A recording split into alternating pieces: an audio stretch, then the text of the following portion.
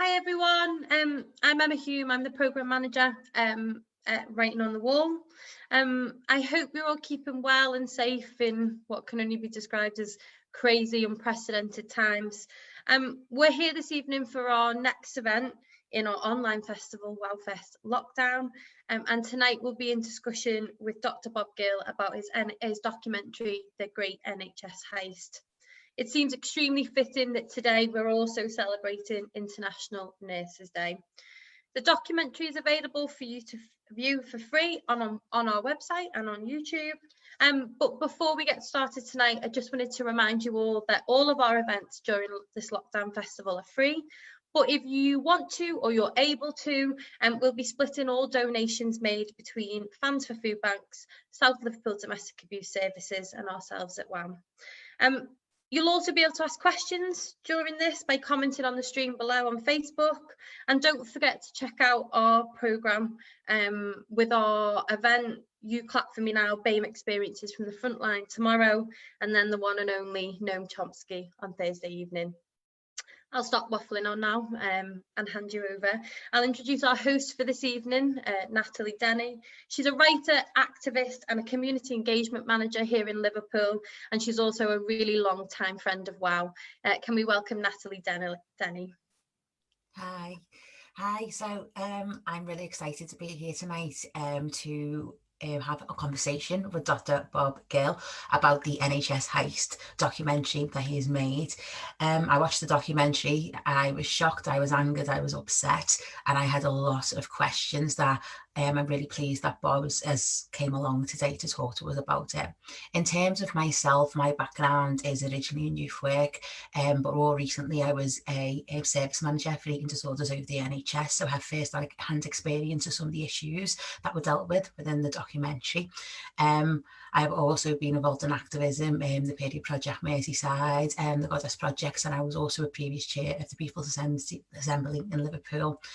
Today, I'm really excited to have this conversation with Dr. Bob Gill to talk about these issues and for him to give us first-hand the reason for making this documentary. So I would like to introduce Dr. Bob Gill. He is a general practitioner and an NHS activist, and he has got a wealth of experience. So I'm just going to pass it over to Bob to say a little bit more about himself. Thank you so much for coming today, Bob. We're very excited. Hi, Natalie. Thanks for inviting me on. It's great to be part of your festival, and hopefully this will be a stimulating conversation. Brilliant. So I watched the documentary, and as I said, I was angered, shocked. I think I cried at one point as well, especially when we were talking to individuals, talking about their individual experiences, and it was humanising these stories. So what I would like to put to you to start off is, what was the driving force behind you making this documentary? So I became aware that there was a problem with how the NHS was being run. Not soon after I qualified, really, back in 1993, the early 90s, started to see how the emphasis was changing. Patients started to be called clients in some fields, particularly mental health. And then there was the introduction of the internal market. Now, at that stage, you're trying to get your career off the ground, you're doing exams, starting a family, paying the mortgage. So my political head went into hibernation up until 2012. And around that time, something major was happening. We had a new law introduced, which turbocharged the privatization that I'd been sort of aware of, and from time to time would get annoyed by. But the day job took over. So in 2012 was around the time that where my surgery is, I'm a GP, and I have 5,000 patients I help look after. We had already suffered the downgrading of a local hospital. We lost the A&E department, we lost the maternity unit, and I got news that they were going to close another A&E department just down the road. And I thought, this is going to be an absolute disaster, because I already noticed there was a problem with my patient care. They weren't getting admitted when they should be. They were getting discharged prematurely. And there were a couple of patients who were actually discharged and came home and died shortly afterwards. I thought there is no way that a health service locally could be safe with losing more capacity. And it was at that point I joined a campaign called the Save Lewisham Hospital campaign. And I started for the first time a sort of practical political awakening and awareness. And believe me, it's been quite a traumatic few years, as well as lots of highs, meeting some brilliant people, very committed people, passionate people. You also saw the dark side, which was the political maneuvering, the double talking, the double dealing, and that was within the activists. Yeah. So, let alone on top of that, the national political hoodwinking on a grand scale, combined with the complete media silence about what was really happening, which what I began to understand was the destruction of the nation's most prized possession under their noses without them realizing. And I thought, how do I help? How do we get the word out? And how do we get the word out in a way which isn't controlled by anybody else? And trying to get interviews on the BBC or ITV, you're completely at their mercy. The only time you can get anywhere close to the truth is if you do a live interview and they don't censor you. So a group of friends and I got together and we made a film back in 2014 actually, called Sell Off, which is on YouTube. And it told the story of the Blair years and the Thatcher years and how we got to the 2012 Act, which was a privatization act. And more recently, my arm got twisted again to make an update film and to make it clearer about the end game. And that's what the new film does. And I've been working on it for over 2 years with a colleague of mine, Drew McFadden. And it's taken a while because he's not well. So he himself has severe mental health issues. And I've been working and trying to keep the bills paid. So, but in fact, that has helped us keep a very close eye on the story. And finishing when we did was opportune because, we were helped by Donald Trump in one of his moments of clarity and truthfulness. He told us everything is on the table. Right. The NHS is on the table. And that's what you don't get from politicians. Now, he does spout a lot of nonsense, but occasionally he lets slip the truth, which our politicians, our political class, and our media have absolutely avoided telling us. Right. I'm linking into some of the language that you're using in terms of hoodwink and through the documentary, even the title of the documentary in terms of heist, in terms of the scam of, in terms of sort of land grab, these sort of words. For me, they're very, very powerful words. And was that purposefully done for you to get your message across? Absolutely. And thank you for noticing. This is a crime. We have a group of criminals who want to turn a functioning system, which is delivering cheap, cost-effective care to everybody, and turn it into a system which will be twice as expensive and deliver worse outcomes and exclude millions of people. Now, if that is not a crime in anybody's book, I don't know what is. So absolutely, it's a criminal enterprise. We are being deceived left, right, and center. It's a bit like catching the pickpocket with his hand in your pocket and he's trying to fabricate some other excuse for having his hand down there. Well, we are telling people, look, the hand is in your pocket. Look who's doing this to you and look at the lies that are being told whilst this is happening. Yes. So in terms of the documentary, it's done in a number of sections, and I found that really helpful in terms of how to arrange my thought process. But a really powerful section is the interviews with a number of different whistleblowers on a number of different cases, Baby P to name one. And it talks about the great personal costs for speaking out to these people, about how they lost their livelihoods, the roles, that respect, that dignity, and how poorly they were treated. Can you tell us a little bit about the impact of uncovering the truth has had on you? Yeah, so I've experienced carrot and stick. So, you know, I became quite obsessed about getting to the truth, trying to understand what's going on. And GPs are organized into clinical commissioning groups, which are clusters of GPs. We go along, we have these meetings every few weeks where we're actually brainwashed. You have people standing in front of us, often our colleagues, who present a version of the world which does not match your reality.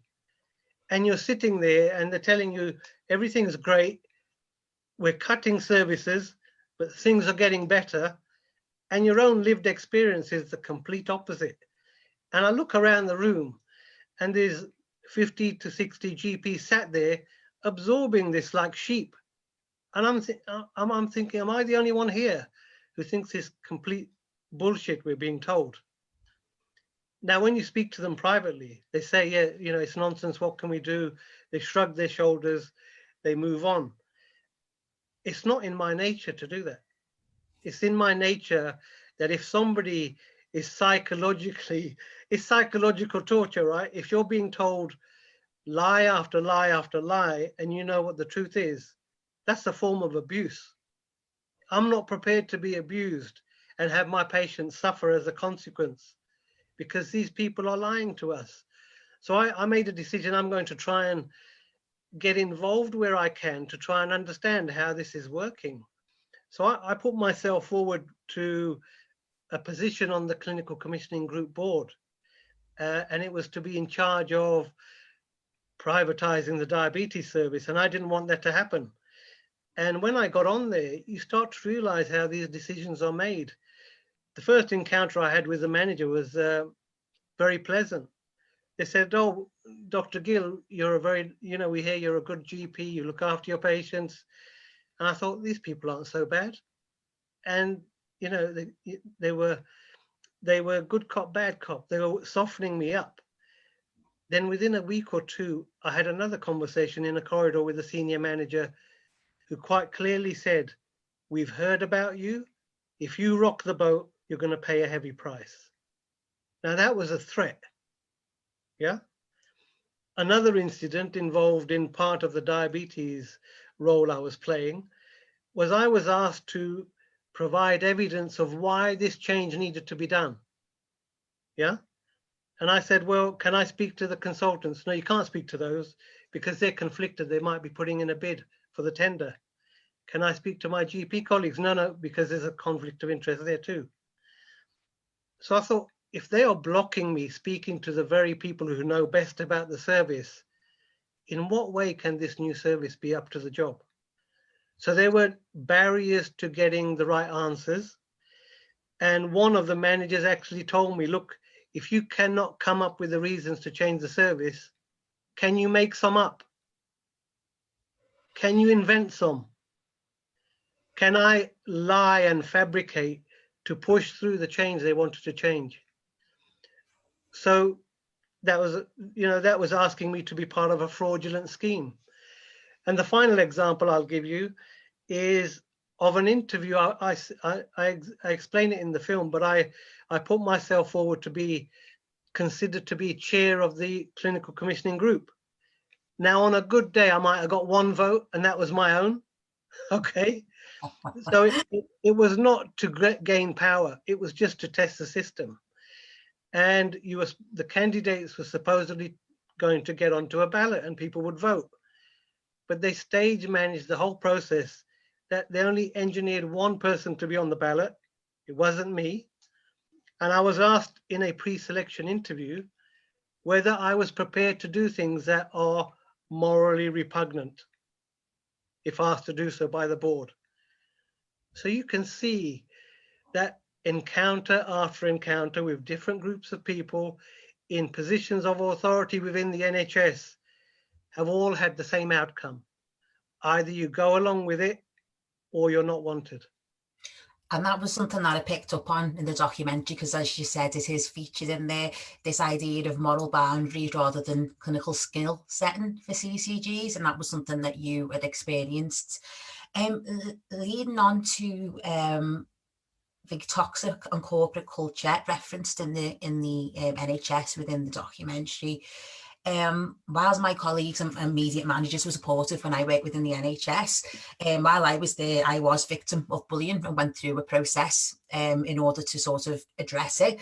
Do you think that this is a natural sort of outcome of a toxic and corporate culture, that it becomes a breeding ground for a bullying sort of environment, so that we have our nurses, our doctors, you know, our healthcare workers operating in quite sort of an environment that's detrimental to their mental health? It's absolutely essential. If you want to do what they are doing to the NHS, you have to have this culture. If, for example, you were running the NHS for the best outcome of the patient, you would promote the best people, you would promote the most patient-centered people, you would promote the people with the best clinical skills. Now, that's exactly the opposite of what happens in the NHS. The people who get promoted, if they're coming from a clinical background, either they are too stupid to realize what they're part of, or they go along with it because, you know, their income, their bonus, their professional esteem is dependent on this new role. And many of us, if we are put in an environment where the culture is, we must be outcome focused, irrespective of the impact that outcome will have, then you enter into a groupthink, where if you're in a group, you know, if you're in that group, you don't want to stick out, and you think, well, these good people are quite happy to do what we're being asked to do. Who am I to object? But you need a mechanism to get rid of those rogue people who might slip through the screening net, you know? And this is why you continually have one restructure after the next. It's a mechanism for clearing out people who might be an obstacle to the privatization, the cuts and the closures. But people who do not want to see the care of their patients decline, people who do not want to see junior unqualified members of staff being put out of their depth, their clinical competence, people who want to provide good care, people who want to review their patients because there is a need, but they're not allowed to. There are several things that happen to those people. Either they're of a certain age, they have organizational memory, they hold on to the ethos of the NHS, they find the new culture intolerable, and they quietly leave. So you have a brain drain, you have a loss of organizational memory.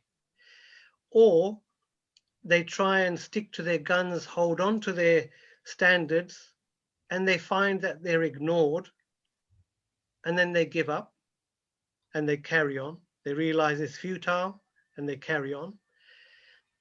The small percent who do not take no for an answer, they persist. They take personal risk. They complain once, they complain twice, they take it higher up. They will feel the wrath of the board, they will feel the wrath of their senior managers, and either they will be bullied, intimidated, fitted up, and ultimately broken as people until they stop what they're doing. And what I found was, you know, we have one scandal after the next, but there's a common theme. The people at the top never pay a price.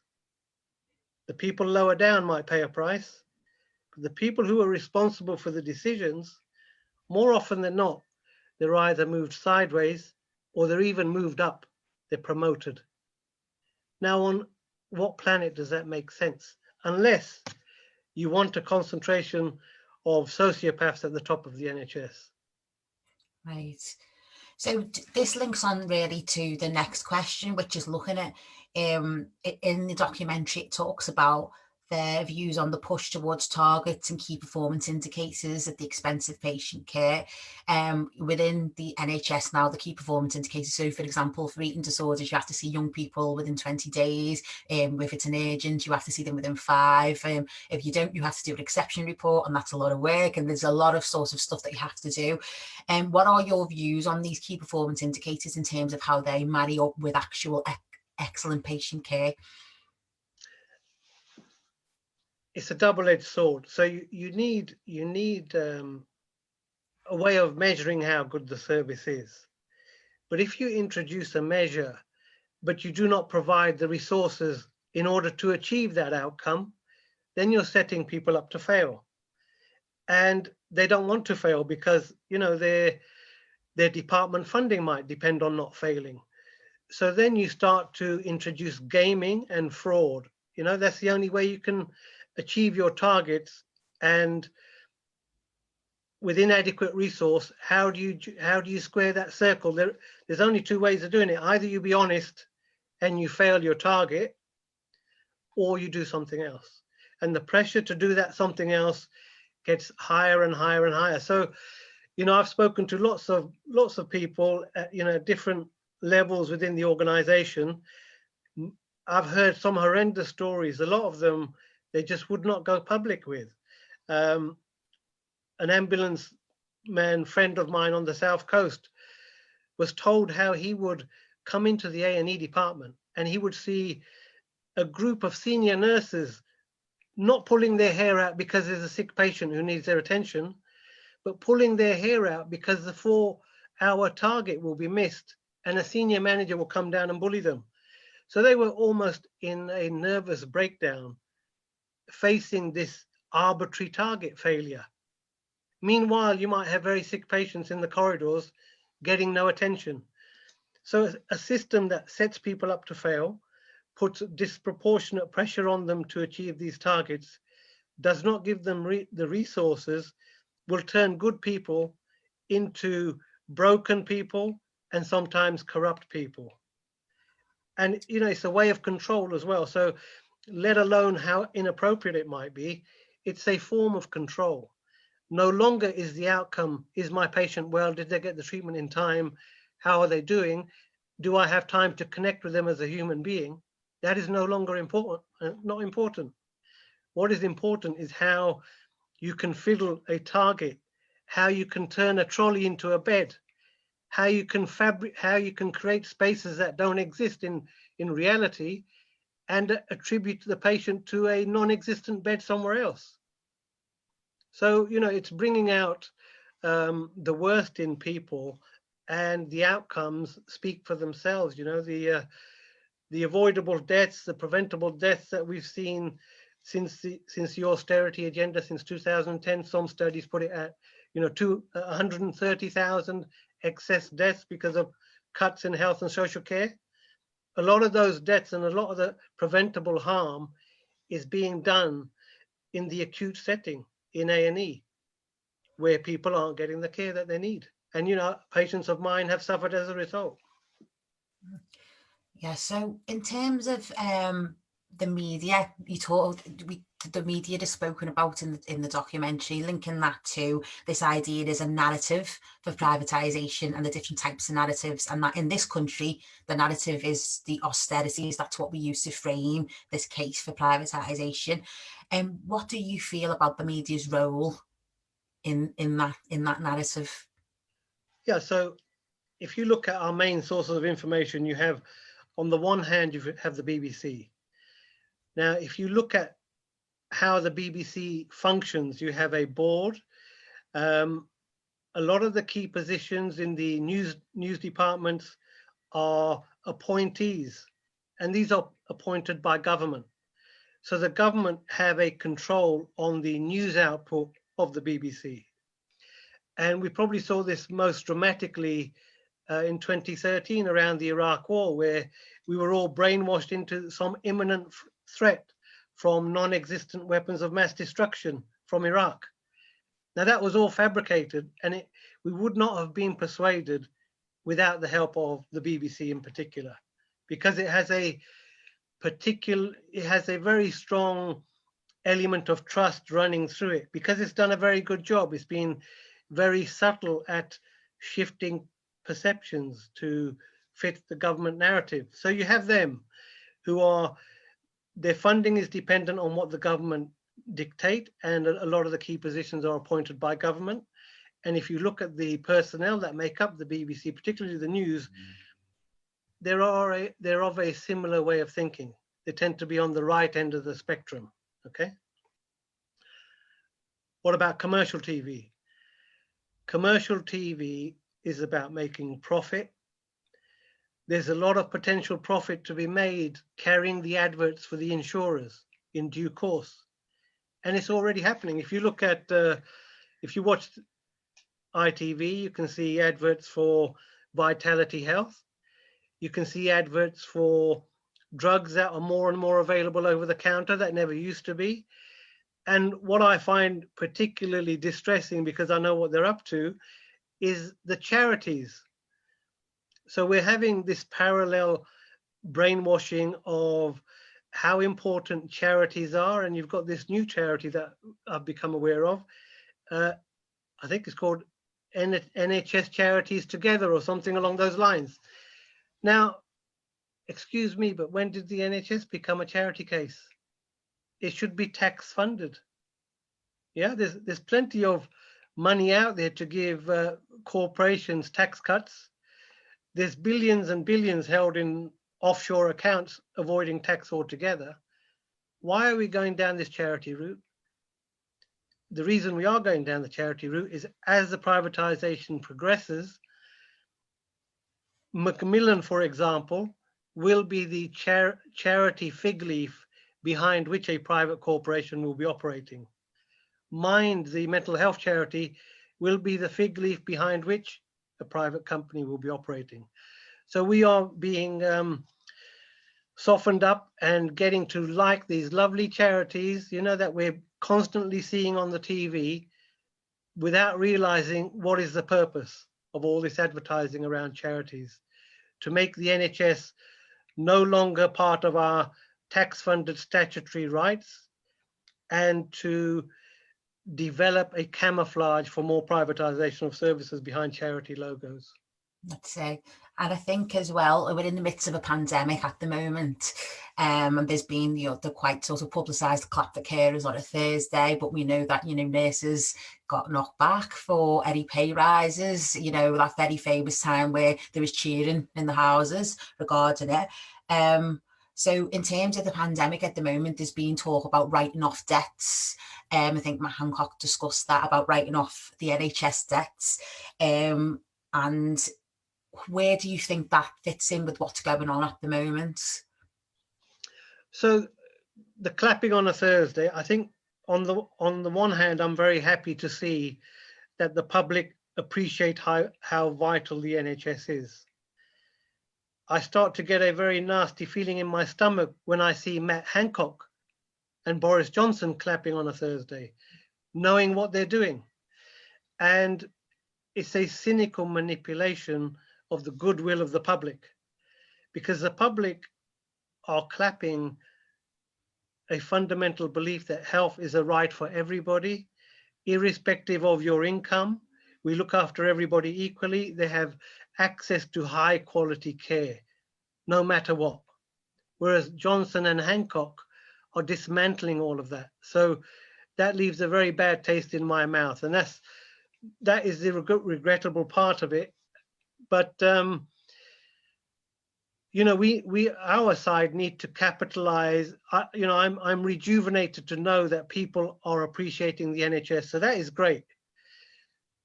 You quite rightly point out that we've had 10 years of pay freeze within the public sector, so doctors and nurses are 15-20% less than they were real terms from 2010.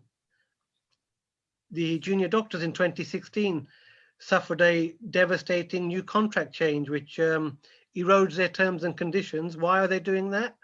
To make the workforce cheaper before they get transferred to the private sector. So that's another undercurrent behind all of this. It's not just a squeezing in terms of finance, but also the contract is key. you're able to exploit your staff because no longer do you give them an additional payment, let's say for working unsocial hours and that sort of thing. So the problem is the way the pandemic is hitting, it may easily be turned against the public sector when the job losses rise, and that can easily be turned into resentment, and public sector workers will be seen, well, at least you've got a job. So we have to be wary of how the government will flip this currently positive emotion towards the NHS. Yes, definitely. I'm just going to go to one of the audience questions, if that's okay, Bob. One of them says, do you think there is a link with the privatisation of the NHS and the lack of funding we're seeing in independent journalism? And the comment they've put is all the things you're saying I haven't heard in detail until tonight. Yeah, I think journalism, because of the way it's funded and because of the overarching political agenda, journalism which exposes this doesn't get funding. And we saw with Labour how progressive voices were more or less shut down with fake allegations of anti-Semitism and all sorts of other made-up controversy, which causes advertisers to pull out. And if you're not getting funded by the state, the main way to make journalism pay is through advertising. And unfortunately, the advertisers want to support the people who support them, and the people who support them are the people who are increasing corporate opportunities for profiteering, and that's through privatization. But it doesn't mean we stop, So what I've done with making the film is an act of independent journalism, yeah? And we have to find other ways to sustain. I'm lucky I've got a job and I can pay my bills and I'm doing this on top. But if you're this is your day job as a journalism, I think it's going to be tough. You have to find ways, either through subscription, some mechanism to support the work that's essential work that needs to be done. And that leads on to one of our other audience questions. So they've just said it just seems so corrupt, the privatisation, everything just seems so much. Where do we begin in sort of addressing that corruption and moving on? And you've talked about what you've done in terms of an independent act, in terms of a film, to address some of that. Those issues in journalism that we're only getting a small piece of information for a narrative to frame privatisation, to frame austerity. What sort of things do you feel that we can do to sort of put a spanner in the works, so to speak? I think number one, the foundation has to be information and awareness.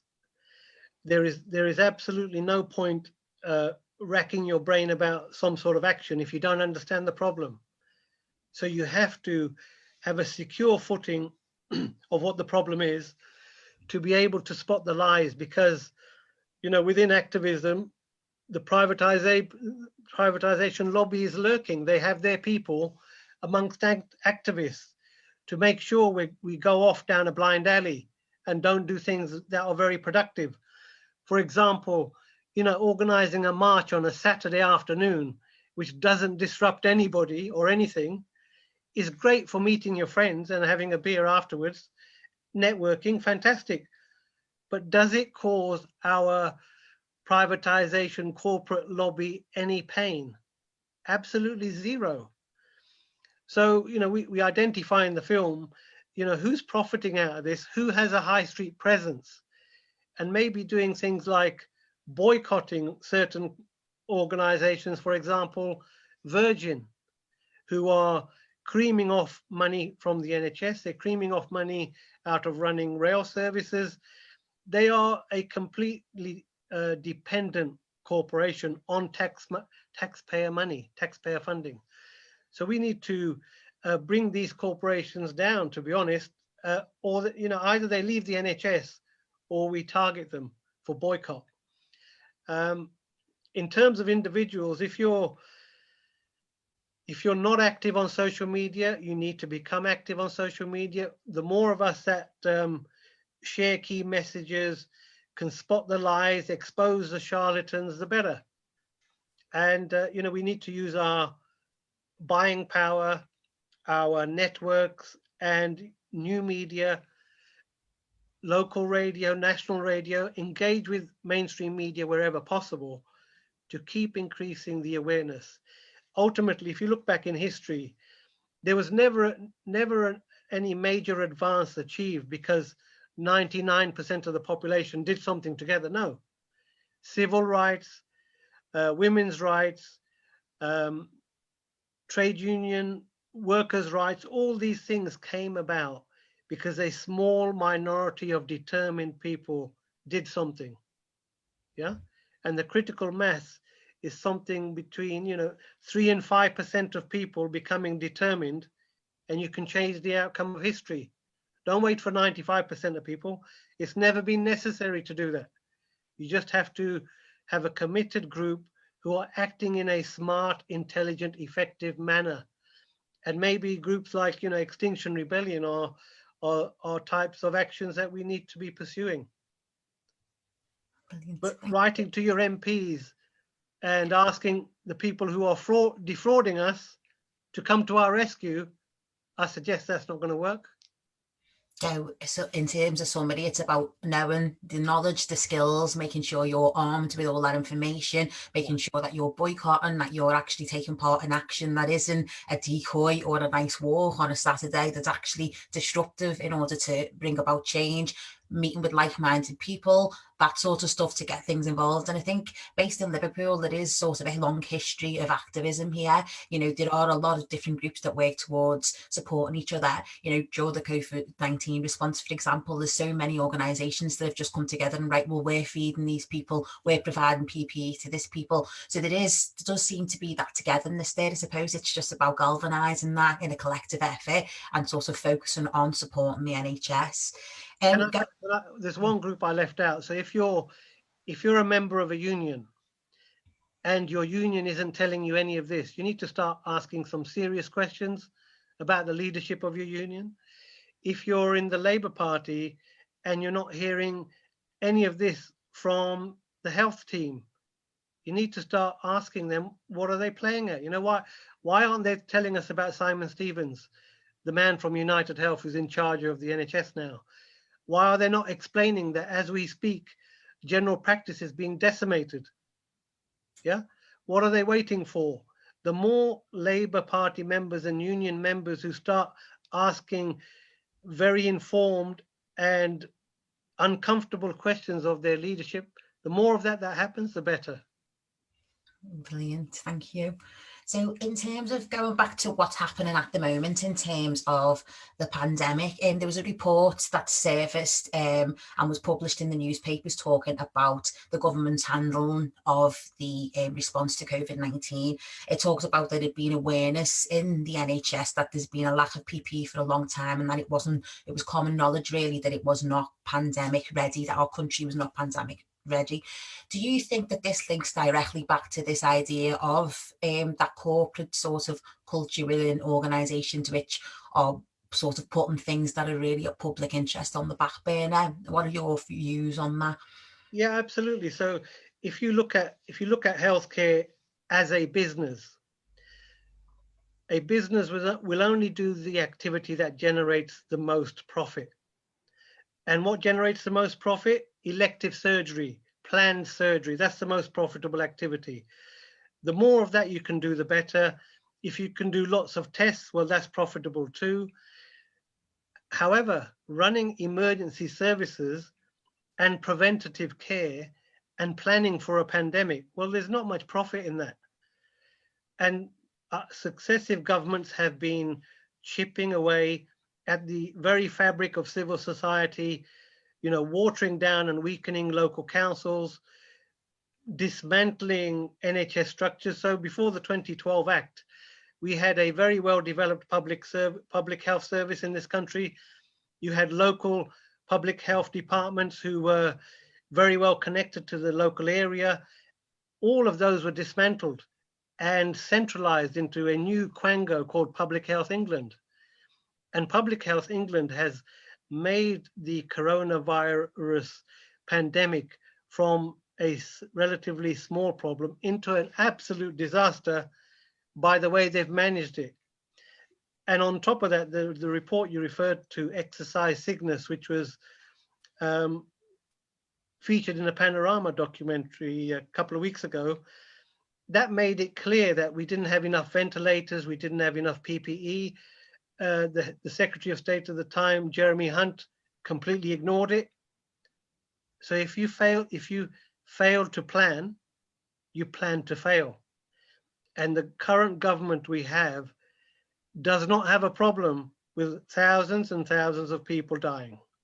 That is the bottom line. They've introduced economic policies that have rendered millions of people on the breadline, you know, one paycheck away from destitution. That has a health problem. I talked about 130,000 estimated deaths through austerity. That's what I call the slow economic cull. And what the pandemic has provided is the government provided them an opportunity for a fast cull of the old and the sick, because a privatized system does not want elderly people and it doesn't want sick people. It wants relatively well people to keep paying their premium, and if they do become sick, have something relatively simple and profitable to fix. Right, thank you. So in terms of the documentary, there are so many things in there. I wrote so many notes as I was reading it, with so many particular sort of quotes and things that people were saying that really struck a chord with me. And it was saying in such a stark, matter-of-fact manner. I thought it was very, very powerful. And one of the things that resonated with me was more near the end when Ken Loach talked about making anger constructive, because my feelings throughout the documentary, anger, upset, you know, there were so many different emotions that ran through. I felt overwhelmed because the scale of what we're talking about in terms of the NHS heist is sort of far-reaching. It's not just nationally, it's globally, from the information that were provided in the documentary. So he talks about making anger constructive. That links into one of the questions that's been sent in from someone viewing, and they've talked about what is the hope for the NHS? What is our hope at this stage with this plan that's been laid out by yourself? What do you see happening, or what do you hope will happen? So we haven't lost it yet. That's the first thing. And they've only got so far because very few people know what's going on. So the hope is more people will become aware and we can stop them completing the scam. Yeah. So the transition that we lay out in the film from a tax-funded system to an insurance-based system, well, there are several more steps to be undertaken before that's achieved. We need to stop it before it gets there. Yeah. We need to put pressure where pressure can be put. And every time you apply pressure, you wake more people up. Do you see? The other thing I'm hoping to do is to make alliances with people in the States who know how dysfunctional and toxic their system is. So they can tell us, look, whatever you do, folks, do not copy us. We are the most expensive and one of the worst performing health systems in the world. And the coronavirus has rendered us even, you know, they're the worst in the world for death rate. Now, why is that? Because it's a business. It's not about saving life. If they save life in their system, it's a happy byproduct. The function of the system is to extract as much money as possible. So if they tell us in a persuasive manner, given their experience, do not copy us, I think that would be very powerful. So my hope is to build alliances with America, to get people angry. The reaction you've had is exactly what we want. We want people to get angry because you have been betrayed. Yeah, you've been betrayed by people who you thought you could trust, who are elected to represent our best interests and are selling the country out. So, you know, if you weren't angry, I think we hadn't done a good job, right? So that anger needs to be mobilized into a passion to try and tell as many people, you know, what you now understand to be true.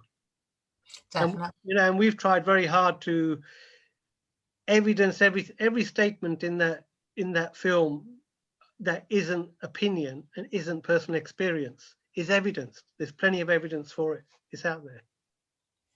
I think something that struck me was quite stark was that the percentage about household bankruptcies in America, saying that 60% of household bankruptcies are from healthcare, which is so high. And it talked about how 3/4 of that number had health insurance. So this idea that the American model is a better model, that it looks after people, it just doesn't add up in the face of the facts. But that's something that really resonated with me, because it feels like we're presented with one thing and we're shown, and what actually happens is completely another. So there was elements of the documentary that I knew, but then there was this stuff about the scope and the scale and sort of the harshness and the trauma that people were experiencing living within this sort of organisation, people who give their lives for years and years, who were either dismissed or had to go through whistleblowing procedures, or, people died. There were serious case reviews. And it just seems like complete and utter madness to me to follow a model that is performing so sort of negatively, but I suppose it's performing negatively for us, but not for them.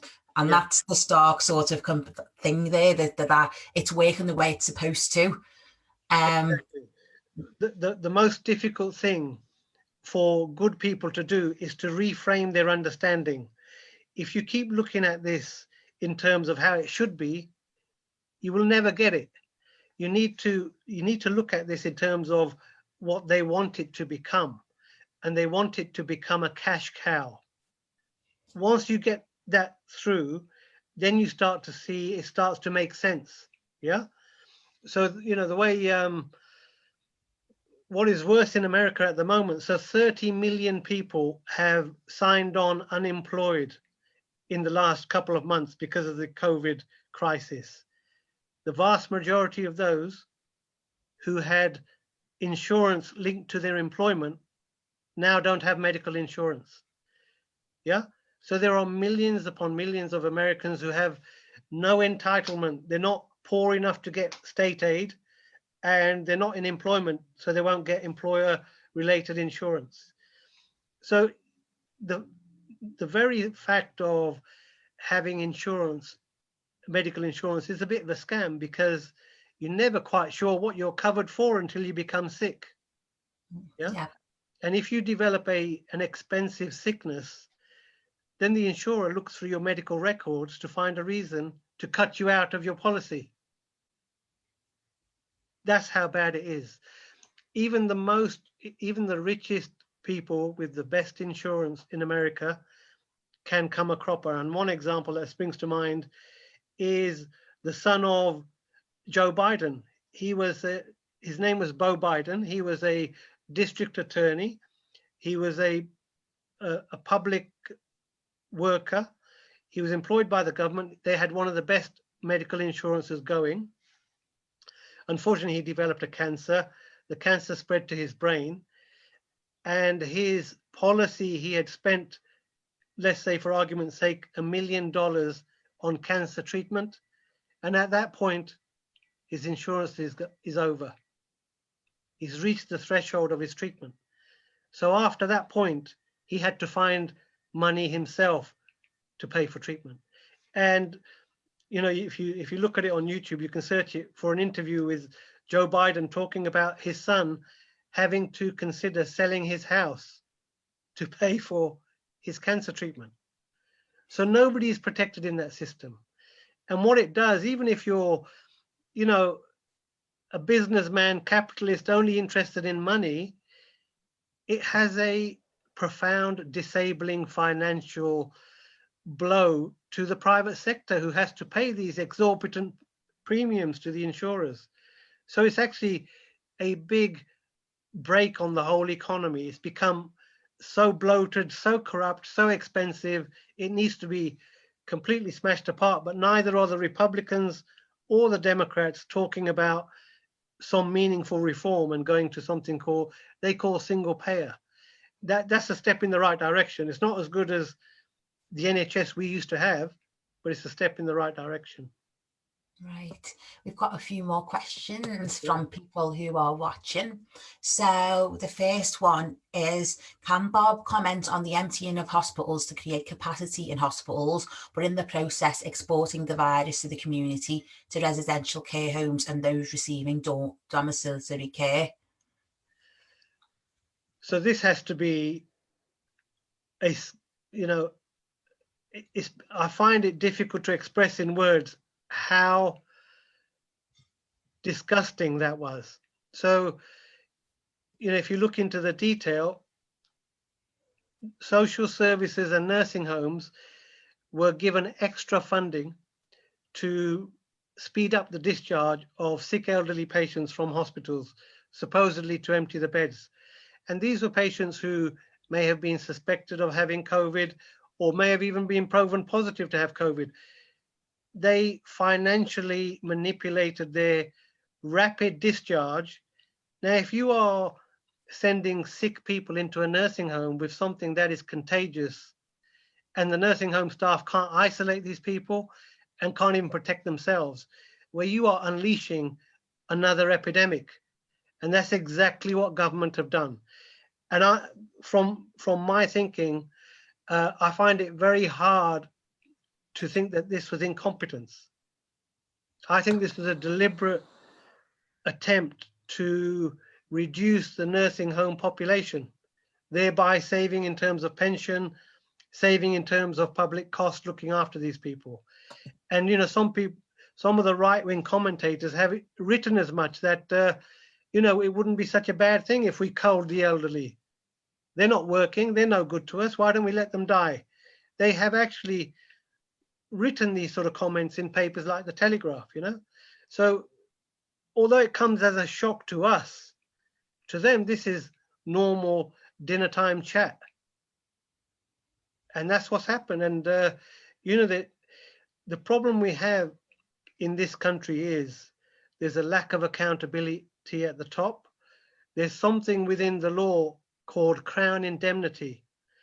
If a politician in government introduces a policy which has a catastrophic toll on the population, as long as he was doing it in his official capacity, he is immune from criminal prosecution.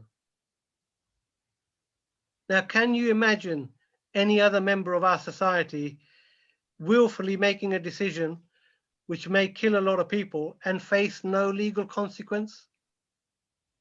That needs to change. We need to have accountability in proportion to the power that people wield. And at the moment, all the accountability is at the bottom and hardly any at the top. And thank you so much. The documentary covers so many different areas, and I think if we wanted to, we could probably be sitting here all night to talking about the sort of different elements within there, the amount of people. There was such a wide variety of people that were interviewed, and there was such a wide variety of subjects that were covered. Is there anything in particular that you would like to, is the main message from this documentary that you would like to have any closing remarks with? Is there anything that I haven't covered within the questions that you would like to address? What strikes me is I liked your reaction, because as an insider, somebody who worked in the NHS, you had a feeling things weren't right, but you couldn't quite join it all up. And you wonder, well, is it just me? What the film does, it pulls together common themes which anybody who works in the public sector will recognize some of them. If you're a policeman, if you're a fireman, if you're a teacher, if you work in social care, they will all tell you that we are being asked to not provide a professional service anymore. We are being asked to cut corners. We are not able to do the job we want to do. We are broken. We want to leave our job. And there's this high turnover. Yeah. So, when I was at secondary school, a lot of my teachers had been there 10, 15 years. If I speak to my children now, every week another teacher has left and a new teacher's come along, because we are destroying good people by creating a system which has perverse incentives, does not reward the good, and actually grinds out those qualities that we want in our public servants. And again, the common theme is, how do we turn everything to a business? So I'd encourage everybody, particularly people who know there's something wrong but can't put their finger on it. They need to watch this, because it's not them, it's the system. And they're already ahead of the game because they feel something here that is not right. Why am I being asked to neglect my pupils? Why am I being asked to neglect this elderly person at home?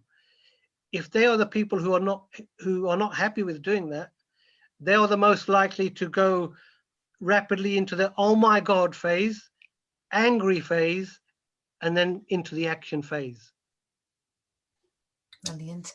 I just want to say thank you so much for making this documentary.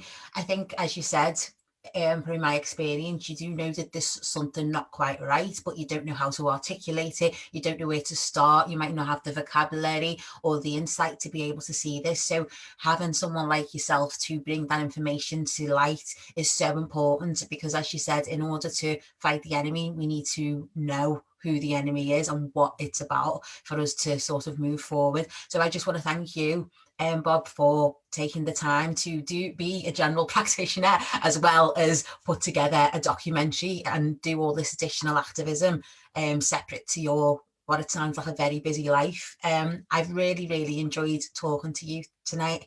I've really enjoyed learning and watching the documentary, and I definitely will be recommending it for people who have got an interest to understand exactly what we're talking about when we're talking about the great NHS heist.